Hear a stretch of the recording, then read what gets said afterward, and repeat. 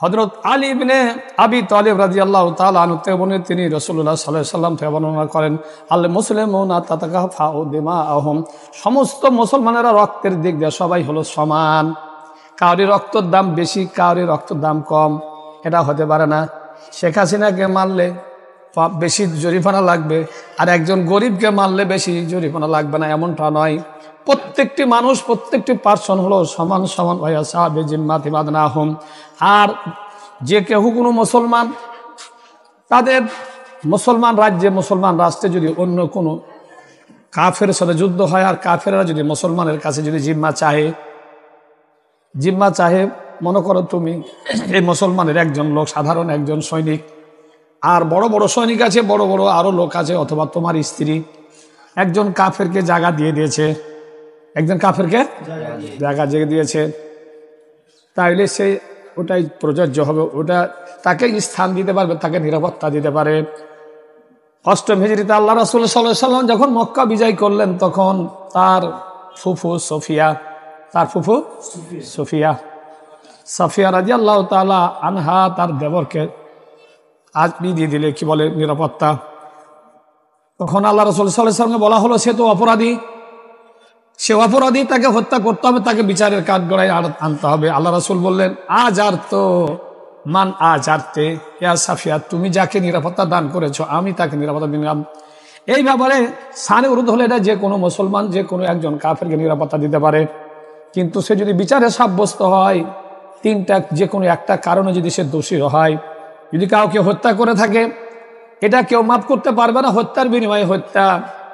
সে যদি কারোর সম্পদ হরণ করে থাকে, সেটাও তাকে করতে হবে। সে যদি কারোর কাছে কোনো কিছু পায়, সেটাও তাকে দিতে হবে। আর যদি সে ওই পরে ইসলাম গ্রহণ করার পরে যদি সে মুসলমান হওয়ার পরে যদি সে কাফের হয়ে যায়, তাহলে তাকে হত্যা করতে হবে। তিনটা কারণে মানুষকে হত্যা করা যায়। একটা কারণ হলো, সর্বপ্রথম সে যদি ইসলাম থেকে হয়ে যায়, ইসলাম থেকে যদি সে দূরে সরে যায়, জামাত থেকে দূরে সরে যায়, ইসলাম গ্রহণ না করে, ইসলাম গ্রহণ ত্যাগ করলো, তাহলে তাকে হত্যা করা যাবে। অথবা এমন একজন লোক যার সে জেনা করেছে, কিন্তু 4 জন সাক্ষী তার বিদ্যমান, এরকম 4 জন সাক্ষী যদি দেয়, তাহলে ওই ব্যক্তিকে হত্যা করা যাবে। আর একজন লোক যদি সে অন্য লোককে হত্যা করে, তাহলে তাকেও হত্যা করা যাবে। তো আল্লাহ রাসূল সাল্লাল্লাহু আলাইহি ওয়াসাল্লাম বলছেন যে অবশ্যই সে দ্রুতগমী যেতে পারবে, সেটা নিরাপত্তা দিতে পারবে, তার এটা ওয়াসাত আছে, তার ক্ষমতা আছে। আদনাহুম, মুসলমানের মধ্যে যে কোনো একজন সর্বনিম্ন মানের হলেও, ওয়ায়ারুদ্দু আলাইহিম আকসাহুম, আর সে ওয়ায়ারুদ্দু প্রত্যাখ্যান করতে পারে, সে ফেরত দিতে পারে, হ্যাঁ, আহাদাহু আমানাহু, অর্থাৎ তার যে আমানত ছিল, সে আমানতটাকে অন্য তাকে নেতাদের কাছে ফেরত দিবে। সে যে আমানত রেখেছিল, সে যে নিরাপত্তা দান করেছিল, সে তখন নেতার কাছে কি ফেরত দেবে। সে নেতা তখন সে বিচার করে যেটা ফয়সালা হবে। কিন্তু অন্য কোনো সাধারণ লোক ওই বিনা বিচারে, নেতার বিনা অনুমতিতে ওই আমানতদারকে, যে নিরাপত্তা দানকারীকে, এই নিরাপত্তা দানকারীর কোনো ক্ষতি সাধন করতে পারবে না। ওহম ইয়াদুন আলা মান সাওয়াহুম, মুসলমানের কাফেরের বিপক্ষে মুসলমানেরা হলো সবাই সমান।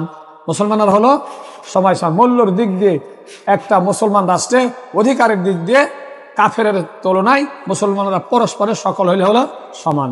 আলা, সাবধান, লা ইউক্তালু মুসলিমুন বিকাফিরিন, কোনো মুসলমানকে হত্যা করা যাবে না কাফের বিনিময়ে। কোনো ভুল করে হোক, কাতলে আমাদ হোক, কাতলে খাতা হোক, অথবা সেবে আমাদ হোক। 3 ধরনের হত্যা আছে। একটা হলো কাতলে আমাদ, ইচ্ছাকৃতভাবে হত্যা।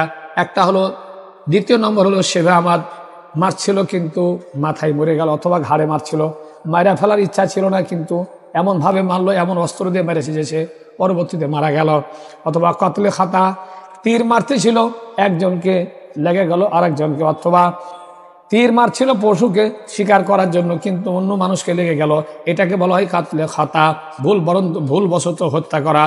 এইভাবে যদি কোনো কাফের হত্যা হয়ে যায়, আল্লাহ রাসূল বলেন, সাবধান, লা ইউক্তালু মুসলিমুন বিকাফিরিন, কোনো কাফেরের বিনিময়ে মুসলমানকে হত্যা করা যাবে না। ওয়ালাজু আহাদিন ফি আহাদিহি ওয়ালাজু আহাদিন ফি আহাদিহি।